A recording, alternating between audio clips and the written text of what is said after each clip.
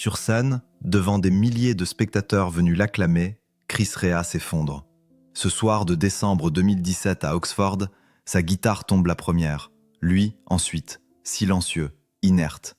Un ange passe. Les lumières ne clignotent plus. Les musiciens s'arrêtent net. Les applaudissements deviennent cris d'angoisse. Que faisait un homme aussi fragile encore en tournée, malgré les mises en garde médicales? Pourquoi ce silence obstiné pendant plus de 20 ans, alors que son corps criait à l'agonie?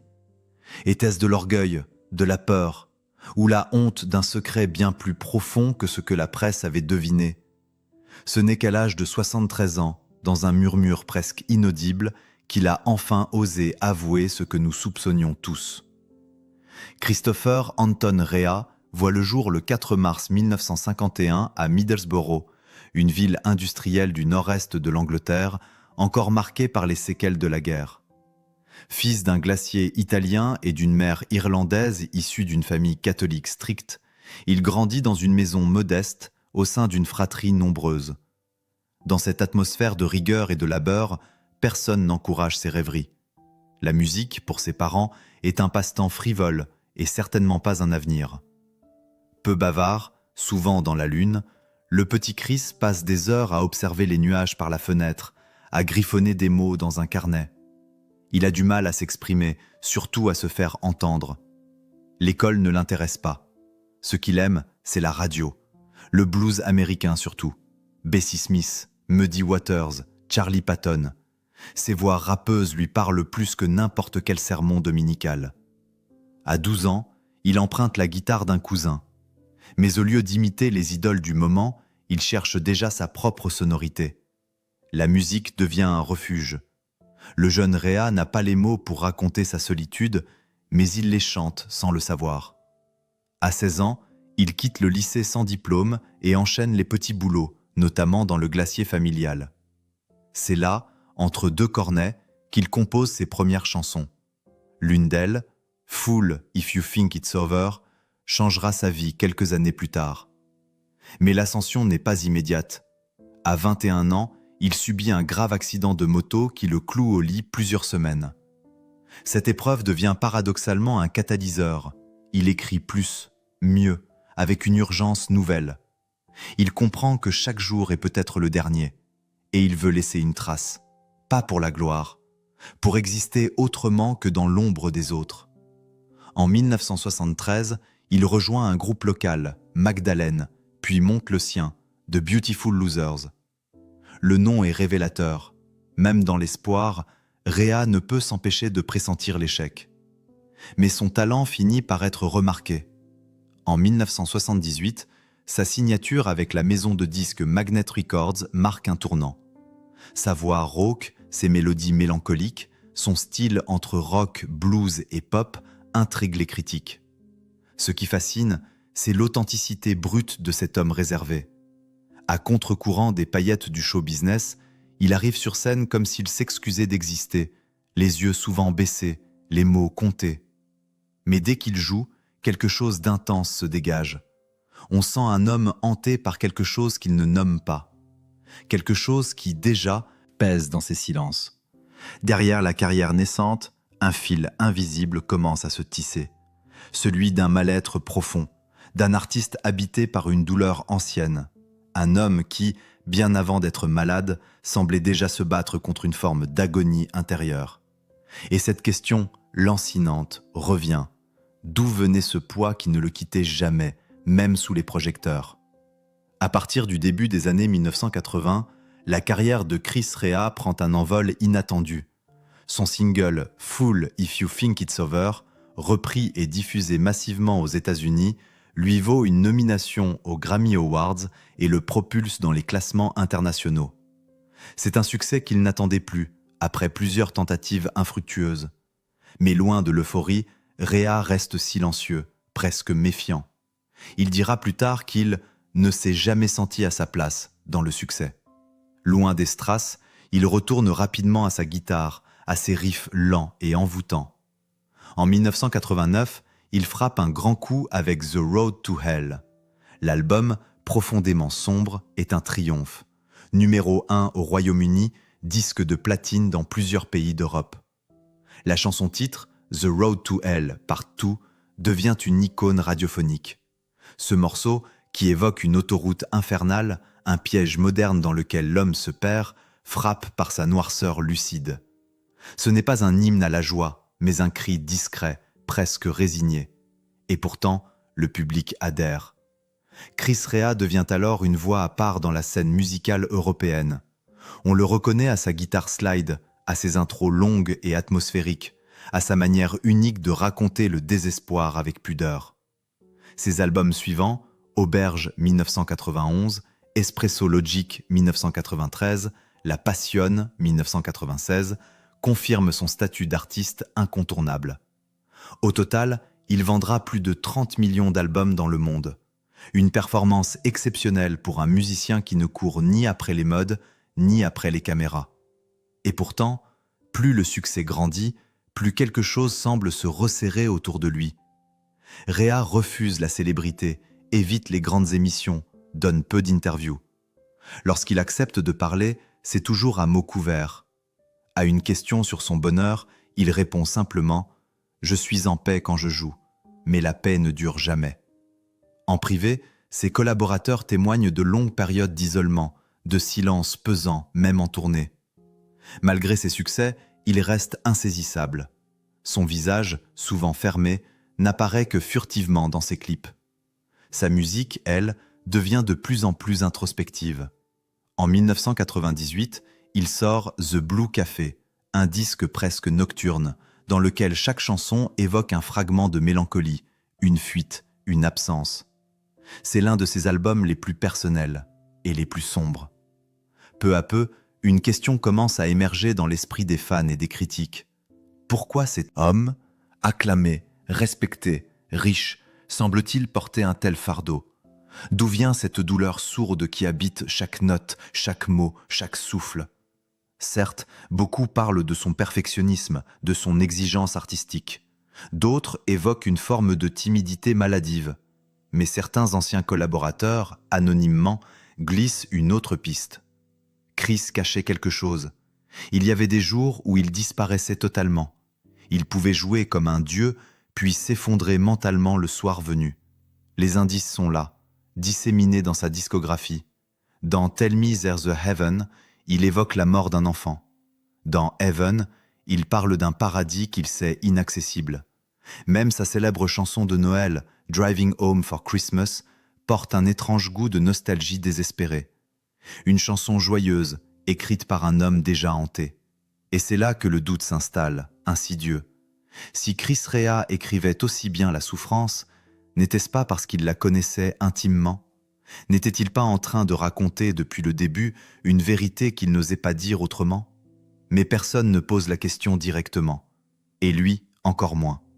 Il sourit, esquive, joue. Et le public, ému, continue d'applaudir. Plus les années passent, plus le mystère s'épaissit autour de Chris Rea. Alors qu'il aurait pu savourer sa renommée, multiplier les plateaux télé, lancer des collaborations internationales, il choisit l'ombre.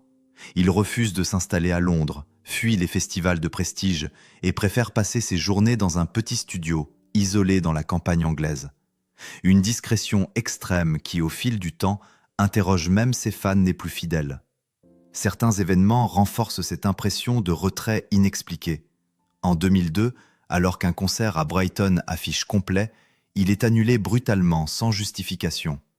L'équipe parle d'un problème logistique, mais des témoins évoquent un malaise soudain. Quelques mois plus tard, une autre tournée européenne est interrompue après 2 dates. Et pourtant, aucune annonce officielle ne mentionne un quelconque souci de santé. Des journalistes spécialisés commencent à se poser des questions. Pourquoi un artiste aussi régulier devient-il aussi imprévisible? Pourquoi ces absences répétées, ces silences prolongés entre les albums? On remarque aussi une certaine lenteur dans ses mouvements, une posture légèrement voûtée lors des rares apparitions publiques. Mais personne ne veut trop insister. Par respect peut-être, ou par crainte d'en découvrir trop. Dans ses textes, des motifs récurrents apparaissent. La fuite, le silence, la douleur sourde. Des chansons comme God's Great Banana Skin ou Gone Fishing évoquent la lassitude, le besoin de se retirer du monde. Dans Stainsby Girls, un hommage à sa femme Joanne, transparaît une étrange mélancolie, comme si l'amour lui-même n'était qu'un refuge temporaire. Chaque disque semble creuser un peu plus profond, mais sans jamais atteindre le cœur du secret. En 2011, une phrase glissée lors d'une interview passe presque inaperçue. « Je vis entre deux mondes. L'un est celui des vivants, l'autre, je ne sais pas encore. » Personne ne rebondit, et lui, comme souvent, détourne la conversation en plaisantant. Pourtant, cette phrase dit beaucoup. Elle révèle une tension intérieure, un trouble profond qu'il ne maîtrise peut-être plus.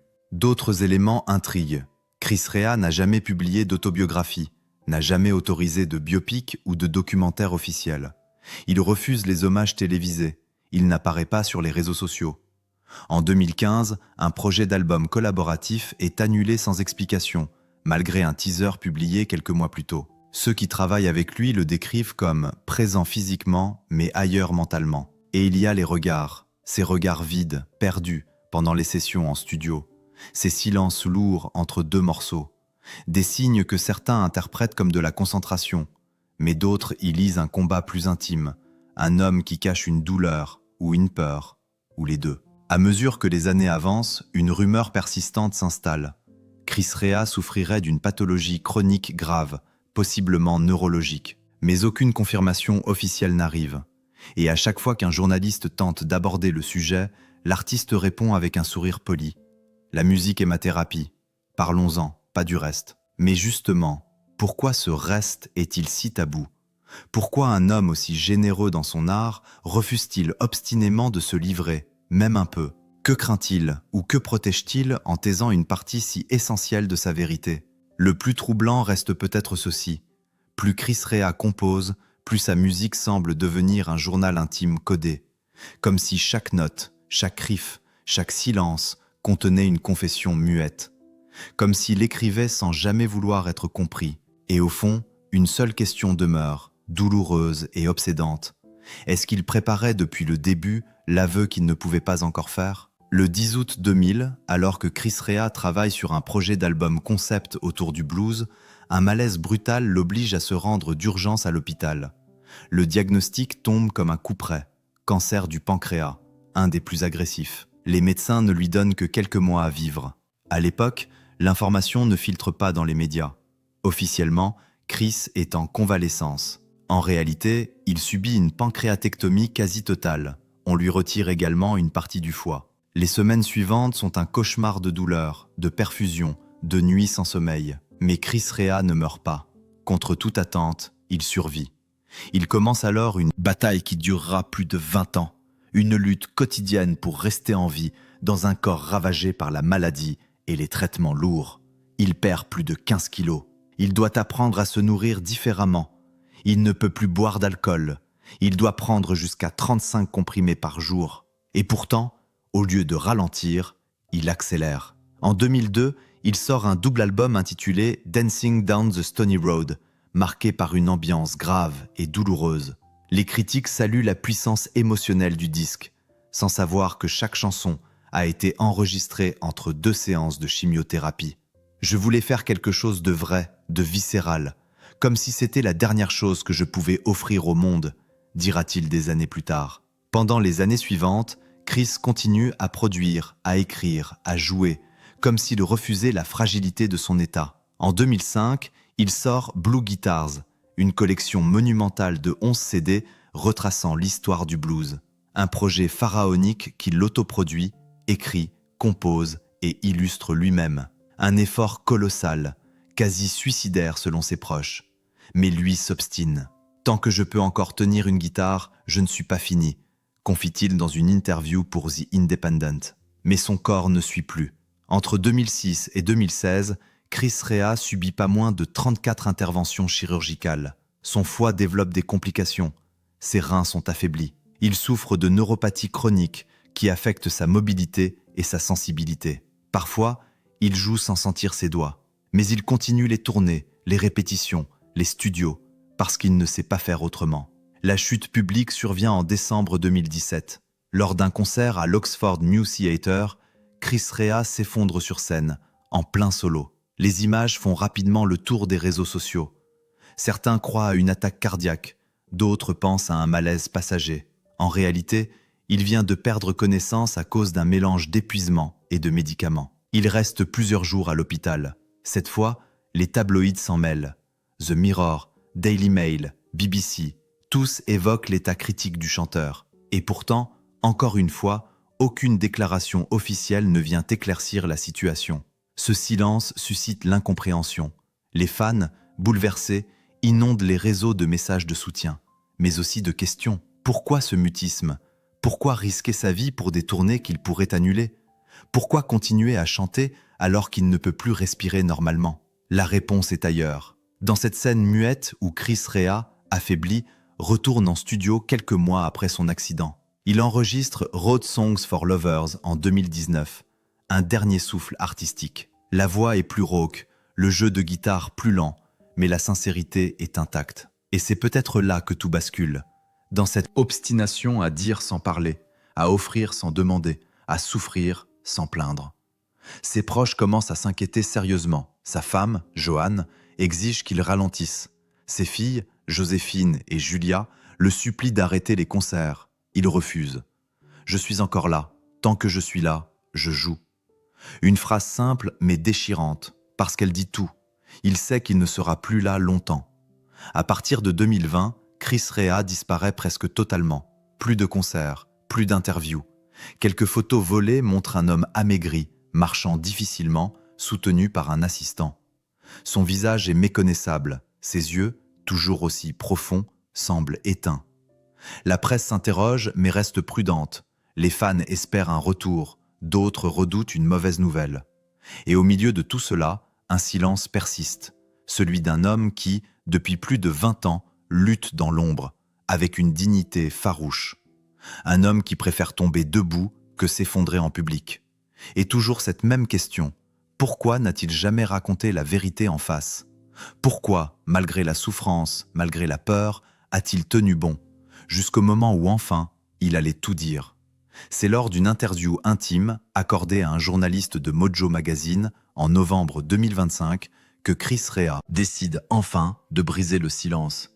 À 73 ans, sa voix est rauque, hésitante, presque inaudible. Il parle lentement, choisit ses mots avec précaution. Mais il ne détourne plus le regard. Il sait que le moment est venu. Je ne peux plus chanter comme avant. Je ne joue plus qu'avec 2 doigts. Mon foie est artificiel. Et je ne vis que grâce à des perfusions hebdomadaires. Voilà, vous savez tout. Un aveu brutal, sans artifice. Pas de mise en scène, pas de drame. Juste la vérité, dit enfin. Il révèle avoir été diagnostiqué avec un syndrome de défaillance multi-organique chronique, aggravé par des années de traitements lourds contre son cancer. Il avoue également avoir traversé plusieurs épisodes dépressifs majeurs, notamment entre 2015 et 2020, où il aurait sérieusement envisagé de mettre fin à ses jours. Il y a eu des jours où je ne voyais plus la lumière, mais je ne voulais pas qu'on me voie faible. Alors j'ai fait ce que je savais faire. J'ai écrit, j'ai joué, j'ai menti. Ce mot, menti, résonne comme un coup de tonnerre. Pendant plus de 2 décennies, il a sciemment caché son état à ses fans, à ses collaborateurs, parfois même à ses proches. Il a tourné malade, il a enregistré sous anesthésie, il a souri alors qu'il saignait. J'avais peur qu'on m'abandonne, qu'on dise que j'étais fini. Je préférais souffrir seul plutôt que d'être vu comme un homme à plaindre. Ce silence, il le justifie par pudeur, mais aussi par orgueil. Je voulais que mes chansons parlent à ma place, que les gens écoutent la musique, pas les diagnostics. Il confesse avoir écrit certains de ses titres les plus sombres alors qu'il était hospitalisé, branché à des machines, incapable de tenir debout. Stony Road, Somewhere Between the Stars, The Shadow of a Fool. Tout était vrai, mais dit autrement. À la question du journaliste, pourquoi parler maintenant? Chris Rea répond sans détour. Parce que j'ai peur de partir sans avoir dit merci. Peur qu'on croie que j'ai fui. En réalité, j'ai juste essayé de rester debout le plus longtemps possible. Ce moment d'humanité bouleverse. Le chanteur, longtemps perçu comme distant, devient soudain profondément proche. Il n'est plus une légende distante, mais un homme fatigué, blessé, qui demande enfin qu'on le voie tel qu'il est, vulnérable. Son aveu ne répond pas à toutes les questions. Il laisse même des zones d'ombre. A-t-il été aidé? Sa famille savait-elle? Quel sacrifice personnel a-t-il consenti pour continuer à produire, à tourner, à exister malgré tout? Mais là n'est plus l'essentiel. Car en quelques phrases, Chris Rea fait ce que peu d'artistes osent. Il se dépouille. Il arrête de jouer un rôle. Il revient à l'essence même de son art, la sincérité. Et à travers cet ultime dévoilement, il tend la main à tous ceux qui, dans l'ombre, se battent en silence. Il leur dit « Vous n'êtes pas seuls ». Et peut-être, est-ce là au fond le plus beau cadeau qu'il pouvait encore offrir? Il y a quelque chose d'infiniment troublant dans le parcours de Chris Rea. Une trajectoire où le succès n'a jamais été synonyme de légèreté, où chaque triomphe semblait peser un peu plus sur ses épaules. Il a vendu des millions d'albums, rempli des salles de concert, ému des générations entières. Et pourtant, derrière les projecteurs, il n'y avait qu'un homme fatigué, cabossé, qui refusait qu'on le prenne en pitié. Ce que son aveu tardif révèle, ce n'est pas une faiblesse, c'est une force d'une rare intensité, celle de ceux qui préfèrent souffrir dans le silence plutôt que d'imposer leur douleur, celle de ceux qui transforment l'agonie en art, la peur en beauté, l'épuisement en mélodie. Pendant plus de 20 ans, Chris Rea a chanté avec un corps en ruine, avec une âme écorchée. Mais il a continué, pour ses filles, pour sa femme, pour ce public qu'il aimait profondément, même sans jamais trop le montrer. Aujourd'hui, à 73 ans, il n'a plus besoin de masquer ses failles. Il peut les regarder en face. Il peut dire « J'ai tenu, j'ai donné tout ce que j'avais ». Et personne ne pourra jamais lui reprocher d'avoir été absent. Car même quand il disparaissait, il était là, dans chaque note, dans chaque silence, dans chaque mot qu'on n'osait pas entendre. Reste une question, suspendue comme une dernière corde de guitare qui vibre encore. Avons-nous su écouter vraiment ce que Chris Rea nous murmurait depuis toutes ces années, ou avons-nous simplement applaudi sans comprendre? Car derrière The Road to Hell, il y avait surtout la route d'un homme vers sa propre vérité. Et maintenant qu'il nous l'a enfin confié, le silence semble plus bruyant que jamais.